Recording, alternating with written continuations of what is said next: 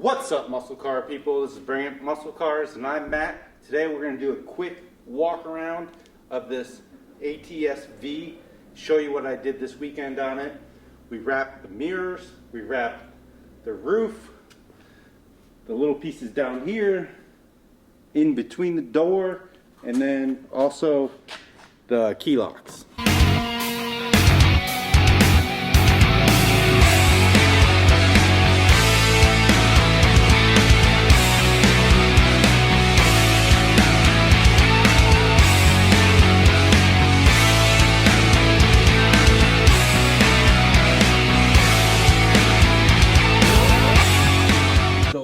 I wrapped the side markers, the side mirrors,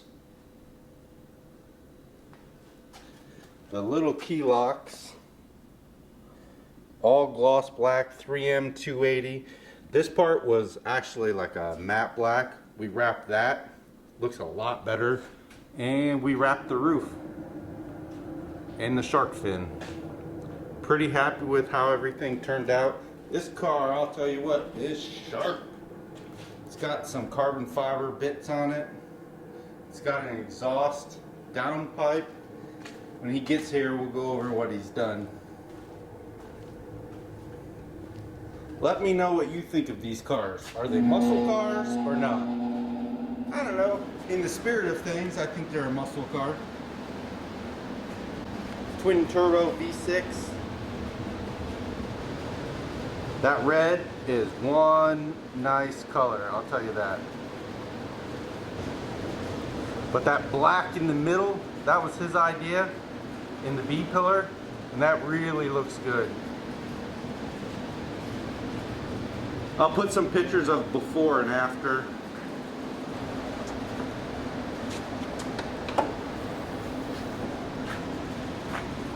Yeah. Here's the baby Cadillac. So it's got an intake then, right? Yeah, so we put the intake in. It's got the intake, Renik downpipe, Renik intake, Renik downpipes, Corsa exhaust, and then Justin Schmidt Tune, which there's 3 main tuners in the U.S. and he's the one who holds all the records. Yeah. Which is pretty cool. So he did mine, and I just got in like E85 kit. I'm just waiting for the fuel off can to come in. Yeah. And then I'll be hitting 750 horsepower with this thing. So you got to do a whole fuel system or just fuel pumps? Yeah, it's fuel pump, whatever the E85 kit is, the sensor, and then the cans. And the cans are pretty much. Yeah. So it's cheap to make power in this car. Right. And it's funny because this car is stock compared to the ATS-V. Everyone thinks it's slower, like because of the weight differences. Yeah. They're exactly the same. And then just to add a couple parts and tune to this car, it's faster. It's just nobody bought these cars because of the V6, and everyone's like, oh, Cadillac's supposed to be a V8. And these are the equal length intakes. They make a couple different versions of them. Okay. There's only, I think ZZP and Renik are the only ones that actually supposedly produce power. Most of it's just to hear the turbo noise. Like for me, like I love the sounds. Yeah, yeah. I wasn't expecting any gains from it. Like, I mean, if you drop in, honestly, just a regular filter on the intake system it has with the car, it runs fine. Yeah. But this here, like you can hear all the turbo noises and everything. That's fun.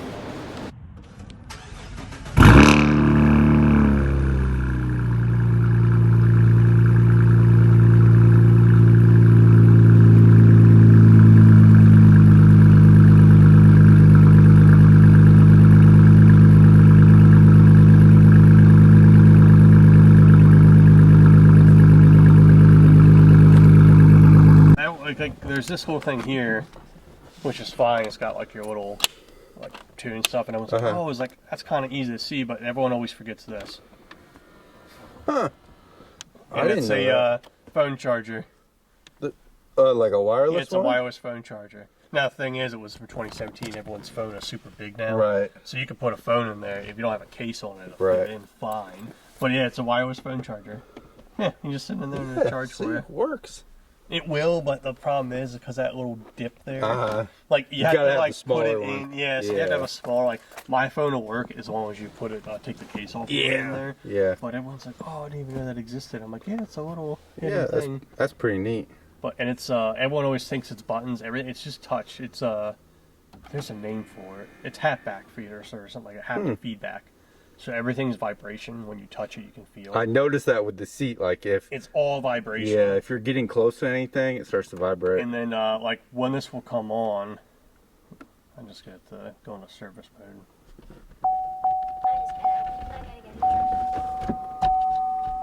Yeah, the little trunk spot back there, which is kind of odd.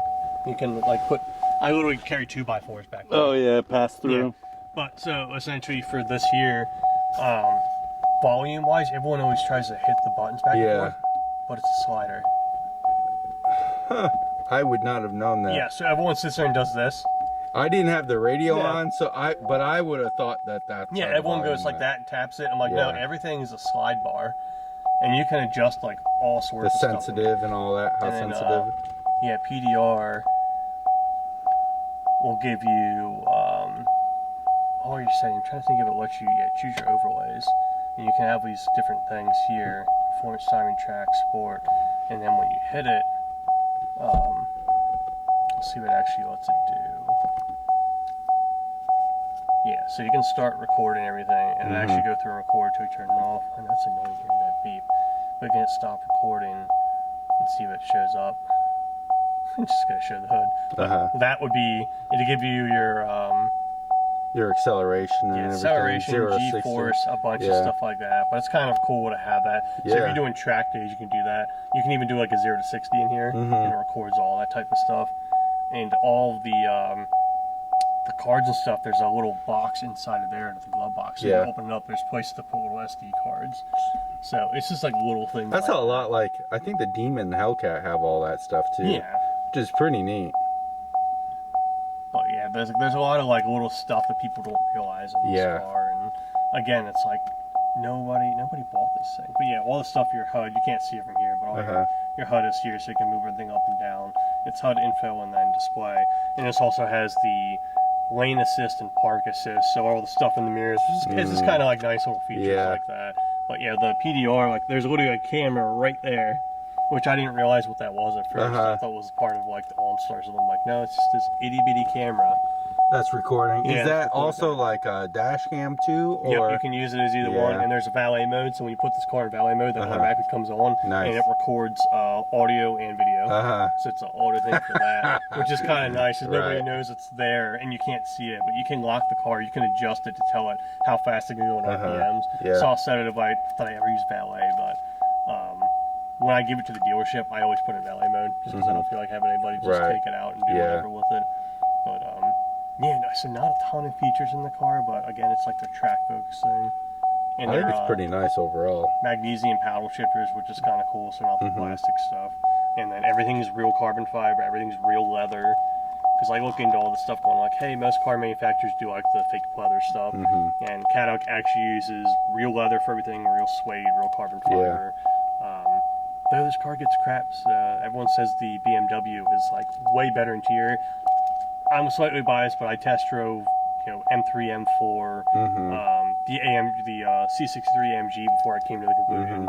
The AMG was the only one whose interior was like, wow, like way better. BMW I wasn't impressed with, and this one here I thought it was really nice. Alright guys, thanks for watching.